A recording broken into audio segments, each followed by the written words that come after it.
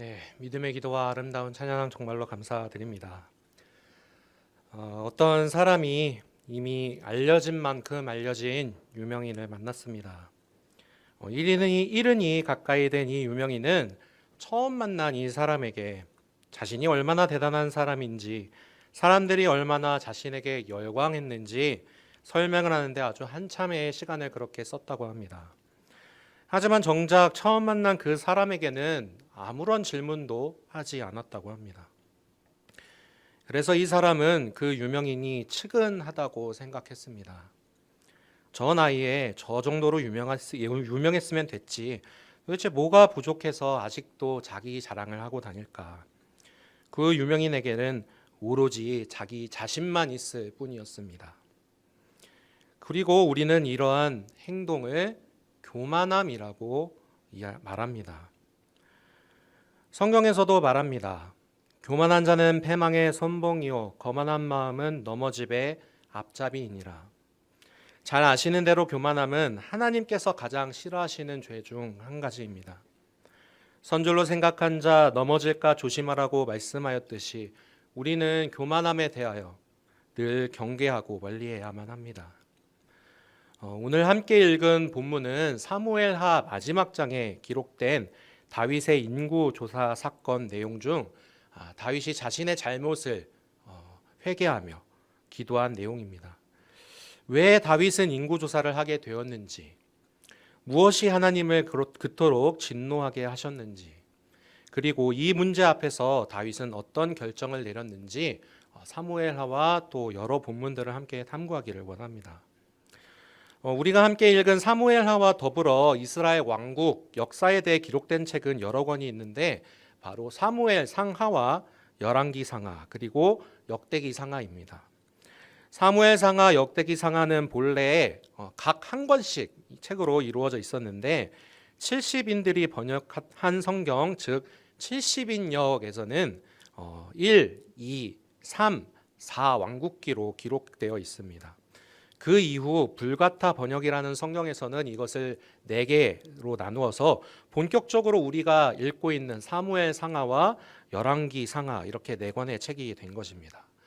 그리고 역대기 상하에서는 바벨론 포로 생활에서 돌아온 유대인들을 위해 적은 역사서로 저자의 독특한 관점과 기록 목적에 따라서 이스라엘 중심으로 적었기에 열왕기와는 내용이 약간의 차이가 있습니다. 오늘 우리가 읽은 다윗의 인구조사 사건 역시 그렇습니다. 사무엘하에 기록된 다윗의 인구조사와 그리고 역대기에 기록된 인구조사 그 사건의 내용이 다릅니다. 그 내용을 살펴보면 다음과 같은데요. 한번 표를 보실까요? 네. 조금 작을 수도 있는데 제가 한번 읽어드리겠습니다. 사무엘하에는 하나님이 다윗을 격동시키셨다라고 되어 있는데 반면 역대상에는 사탄이 다윗을 충동시켰다라고 기록되어 있습니다.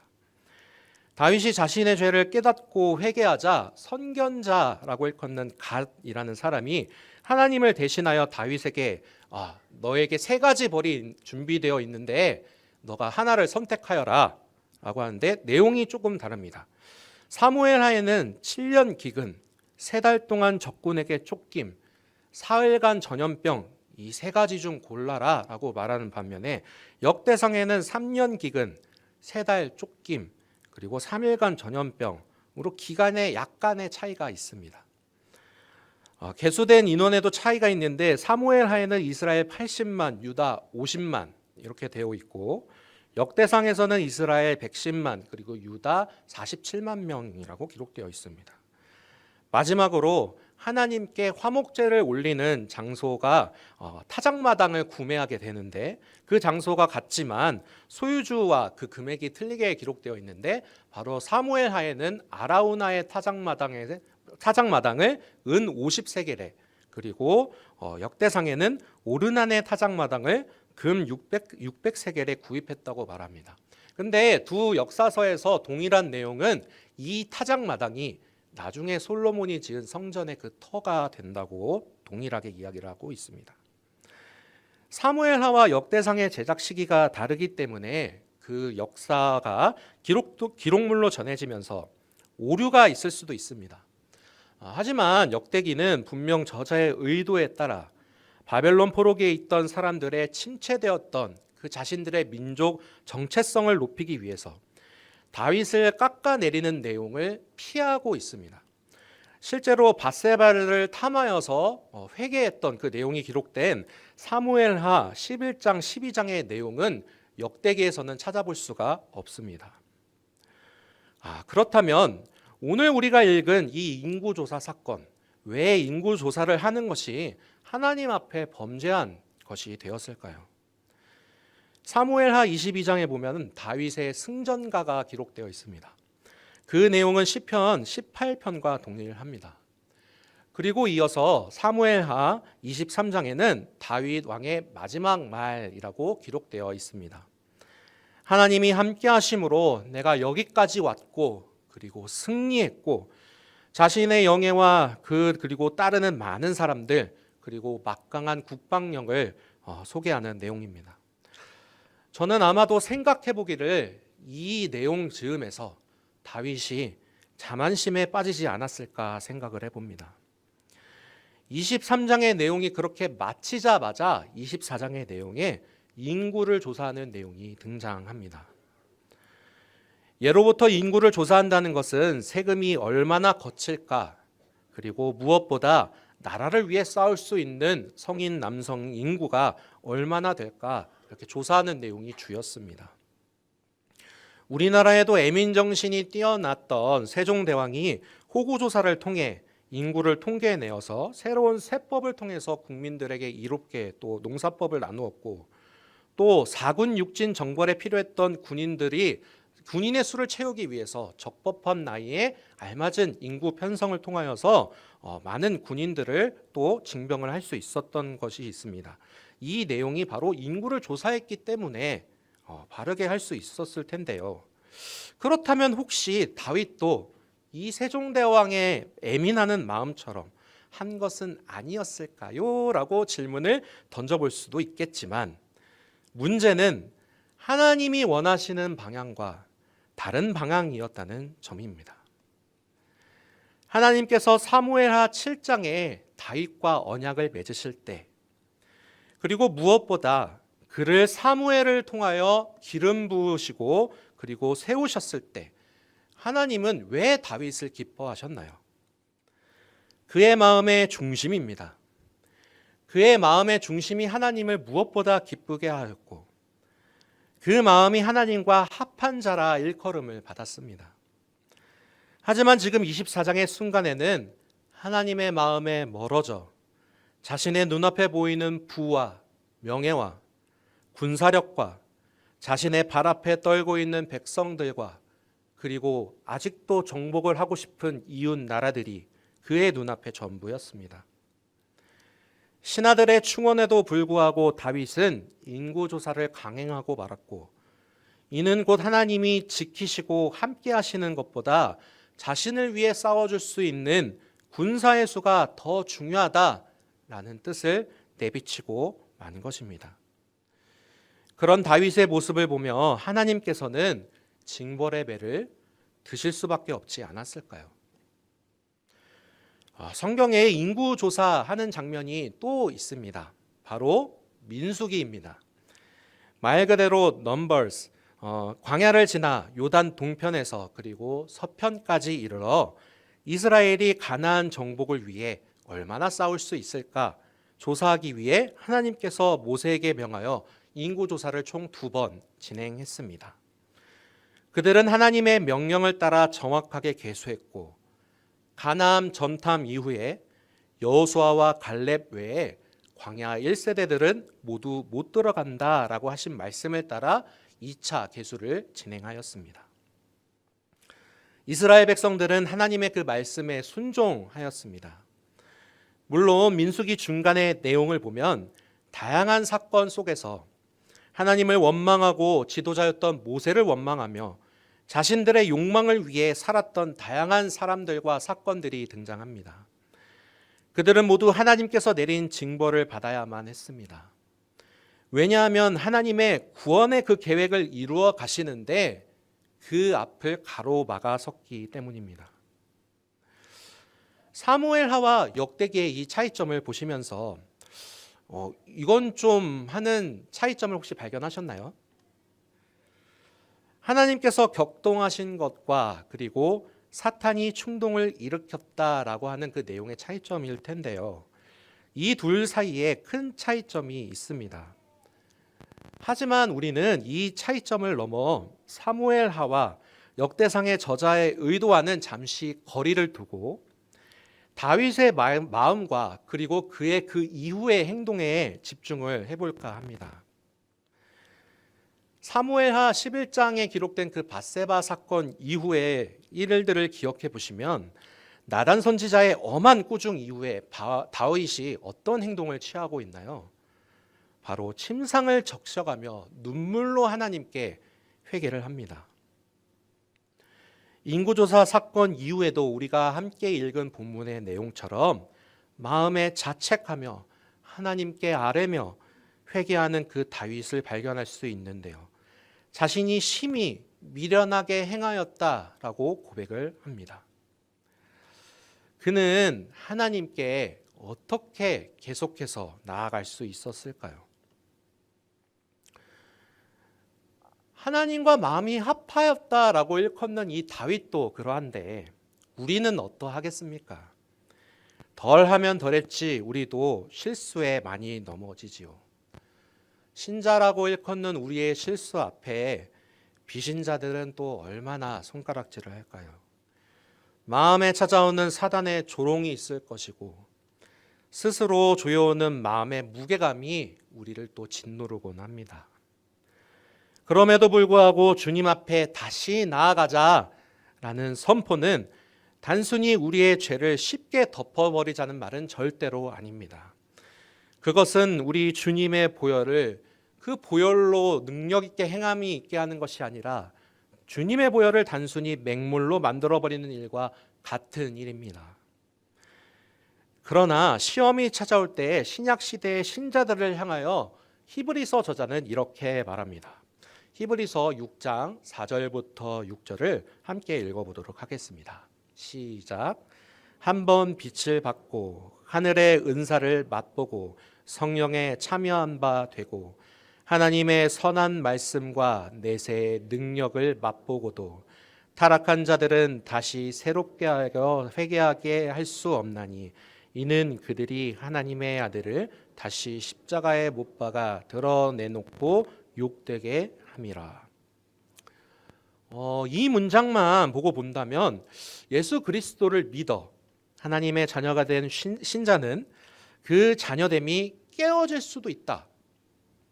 신자도 구원을 못 받을 수도 있다. 이렇게 들려질 수도 있습니다. 하지만 그렇지는 않습니다. 하나님의 구원에는 취소가 없습니다. 자세히 살펴보면 이 구절에는 타락한 자들이 지닌 믿음에 대하여 네 가지 공통점을 말합니다. 한 번 빛을 받았고 하늘의 은사를 맛보았고 성령에 참여한 바 되었고 하나님의 선한 말씀과 내세의 능력을 맛보았다. 혹시 이상한 점 찾으셨나요? 이것은 일회성으로 그 은혜를 받은 것이지 지속적으로 은혜 가운데 거한 것이 아닙니다. 예수 그리스도의 생명의 빛이 모두에게 비춰졌지만 모두가 그 빛을 알아본 것은 아니었습니다. 십자가 앞에 서 있던 로마 군인들도 예수님이 운명하시고 나자 예수님이 진실로 하나님의 아들이었다라고 고백은 했지만 그들은 거듭나 구원에까지 이르지는 못했습니다. 에베소서 2장 8절에 은혜와 구원과 그리고 믿음이 선물이다라고 기록되어 있습니다. 하늘의 신령한 복과 각종 은사와 더불어 구원이 선물로 주셨다면 우리는 그것을 맛보았다라고 기록되어서는 안 됩니다. 맛보은 것이 아니라 온전히 받았다라고 기록되어야만 합니다. 그렇게 온전히 받은 사람들은 성령의 은사를 체험합니다. 성령의 진정으로 참여한 사람은 성령께서 각 신자에게 나눠주시는 영적인 선물인 은사를 받아 성도들과 그리고 주님의 몸 대신 교회의 덕을 세우기 위해 힘씁니다. 다시 한번 말하지만 맛보았다는 것은 참회하여서 성도들과 교회를 위해 헌신하고 사역을 했다는 것이 아니라 단순히 맛만 보았을 뿐 그 선물들을 소유까지 이룬 적이 없다는 뜻입니다. 나더러 주여 주여 하는 자마다 구원을 받는 것이 아니라고 성경에 기록되어 있습니다. 교회를 출석하면서 말씀대로 따르지 않고 성경이 말하는 종말론적 가치관에 따라 살지 않는다면 그는 구원받은 신자라 할 수 없습니다.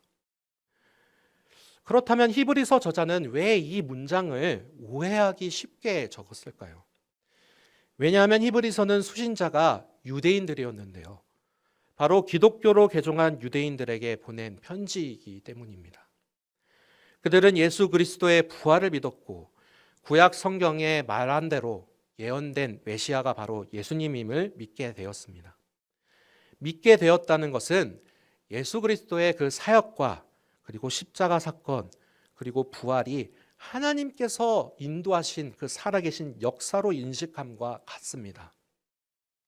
그러나 많은 유대인들이 기독교로 개종하기 시작하자 자신들의 세력의 약화를 염려한 유대교 지도자들은 집요한 위협과 협박을 그들에게 가하기 시작했습니다. 로마도 물론 무서웠지만 그들과 피를 나눈 같은 민족의 핍박과 박해가 기독교를 압박하기 시작했습니다. 유대인들의 사회에서 유대교는 많은 혜택을 좌지우지했기 때문에 그들은 기독교인들을 이방인처럼 그리고 구원받지 못할 이방인, 죄인 취급을 했습니다. 그래서 개종했던 많은 사람들이 이렇게만 살아야 하는가? 다시 유대교로 돌아가야 하는가? 고민하였고 실제로 많은 이들이 기독교에서 다시 유대교로 돌아갔습니다. 그래서 히브리서는 초대교회 안에 흔들리는 유대 기독교인들에게 예수 십자가 복음의 완전함 그리고 유일함, 절대적임을 변증하기 위해 쓰여졌습니다. 그리스도 복음의 초보 딱지를 떼고 나서 더 단단한 복음의 정식을 이렇게 섭취하게끔 하기 위해서일까요? 히브리서 저자는 7장부터 10장까지 이르러서 그리스도 십자가 사건의 은혜와 그 희생의 완전성 그리고 단번에 화목제물 드려지심으로 영원히 우리의 죄를 해결하신 일에 대하여 이야기를 하고 있습니다. 다윗이 만약 하나님의 마음에 합했다라는 과거의 이력을 가지고도 하나님의 마음에 멀어져서 어디 납다위가 하나님의 약속을 받을 자격이 있는가 하는 자격지심 때문에 끝까지 추락하고 사탄의 먹이가 되어 결국 하나님 앞에 서지 못했다면 히브리서 11장에 기록될 수 있었을까요? 자신의 후손인 예수 그리스도로 말미암아 세상을 구원할 일을 미리 예지하지 못했을지라도 다윗은 하나님을 끝까지 신뢰했으며 그 믿음을 자신의 죄악 가운데서도 참회하며 다시 보좌 앞에 나아가며 엎드리며 제사하는 믿음을 보였습니다. 그렇기에 하나님은 그를 결국 높이셨습니다. 비록 생애 절반의 전쟁의 피가 흐르며 아들에게 쫓김을 받고 또 하나님 앞에 2번이나 침상을 적실 정도로 눈물을 흘릴 만한 그런 죄악된 일을 했을지라도 이스라엘 역사상 위대한 왕 중 한 명으로 하나님은 기억하게 하셨습니다. 사랑하는 성도 여러분, 어느덧 23년도 1월이 지나갔습니다. 우리가 계획하고 있는 여러 가지 일들, 나 자신과 가정 그리고 교회를 위한 일들, 모든 것들이 우리가 아무리 아까 앞서 집사님께서 기도하신 내용처럼 우리의 힘을 다하여 세운다 하여도 하나님이 인도하시지 않으면 헛된 일일 뿐입니다. 간절히 바라기는 나 자신을 위해 사용되어지는 그런 계획되는 일이 우선시 되는 것이 아니라 하나님을 먼저 앞에 두고 따라가는 우리가 되기를 원합니다. 다윗을 바라보며 그가 선줄로 생각할 때에 자신의 자랑을 앞세워 둘 때 교만함으로 하나님 앞에 범죄하였던 오늘 본문의 모습을 기억합시다. 성도의 신앙을 따라 우리는 교만함을 절대 멀리하기를 원합니다. 겸손함으로 주님 앞에 나아가고 또 함께 있는 성도들을 섬기며 교회를 섬기기를 원합니다. 혹시 내가 교만함으로 하나님 앞에 범죄했을지라도 그 마음 가운데 번민이 찾아와 다 헤집어 놓고 사탄이 찾아와 죄악의 구렁텅이로 몰아넣을지라도 우리는 꼭 기억하기를 원합니다. 한 번 구원받은 성도는 영원한 하나님의 자녀입니다. 하나님은 우리가 그 죄악된 길에서 돌아와 다시 하나님과 동행하기를 원하십니다. 한 번 받고 한 번 맛보고 그렇게 쉽게 내어주고 버려지는 그런 존재가 아니라 영원한 하나님 나라, 영원한 성령 하나님의 그 귀한 역사하심이 구원받은 존재인 우리 성도들에게 언제나 함께 하심을 믿으시길 바랍니다. 그래서 엎드리며 자신의 믿음을 다시 고백하며 회개했던 다윗처럼 우리도 혹시 죄악 가운데 거닐지라도 주님 앞에 나아갈 용기를 얻기를 바랍니다. 그 일을 위하여 예수님께서 나를 위해 십자가를 지셨고 단번에 제사 드림으로 우리가 그 보혈을 의지하며 이 시간 이 자리에 함께 모여 예배를 드릴 수 있는 존재가 되었습니다. 그리하여 2023년도에는 우리가 하는 모든 일들과 사역들과 하나님께 예배드림이 다른 무엇에도 의지하는 것이 아닌 오직 예수 그리스도의 보혈과 그 은혜를 의지하며 나아가기를 원합니다. 나의 나된 것을 내려놓고 감추며 오직 하나님의 지혜를 구하고 하나님의 영광을 나타내는 우리 모든 염천의 성도님들이 되어지길 간절히 소망합니다. 내 뜻대로 하지 마시옵고 아버지의 뜻대로 끝까지 순종하신 예수님을 본받는 우리가 모두 되기를 간절히 소망합니다. 함께 기도하겠습니다. 주님의 빛과 사랑을 받아 은혜와 믿음과 구원을 선물로 받은 우리 모든 성도가 다시 주님 앞에 나아가고자 합니다. 성전문을 열고 나아가는 한 주간 주님을 기억하게 하시고 받은 은사와 사랑으로 세상과 교회와 성도들을 섬기는 우리 모든 염천 가족들이 되게 하옵소서. 내 뜻대로 하지 마시옵고 하늘의 뜻이 이 땅 가운데 이루어지기를 간절히 바라오며 예수님의 이름으로 기도하옵나이다. 아멘.